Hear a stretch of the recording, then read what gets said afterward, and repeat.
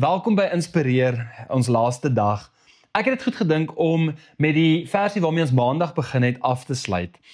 En dis in Kolossense. Nou Paulus skryf hierso in 'n imperatief. Dit is 'n bevel wat hy vir hierdie gemeente gee. Hy sê rig julle gedagtes, fokus op die dinge wat daarbo is, nie op die dinge wat op aarde is nie.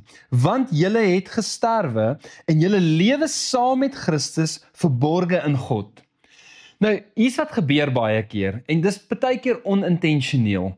Wanneer ek en jy baie begin fokus op media en flieks en stories en verskillende narratiewe, dan baie keer dan het daai goed 'n groot invloed in ons lewens. En ons begin soort van negatief raak, ons begin soort van so fokus op wat hier in die wêreld is.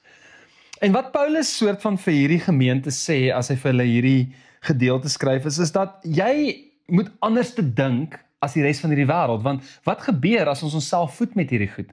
Is ons begin dink soos hierdie wêreld, en hy sê, luister, julle moet anders te dink, en dan sê hy hoe ons anders te moet dink, deur om ons gedagtes te rig op die dinge daarbo.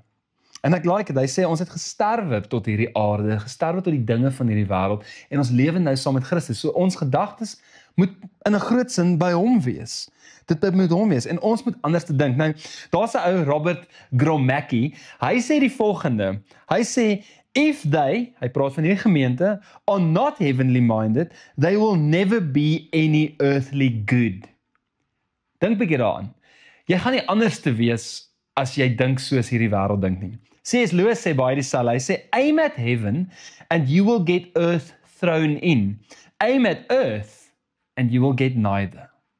It's amazing, nee. So, fokus op die dinge wat daarbo is, waar Christus is, en jy sal actually sout en lig van hierdie aarde wees. Jy sal actually iets anders bring.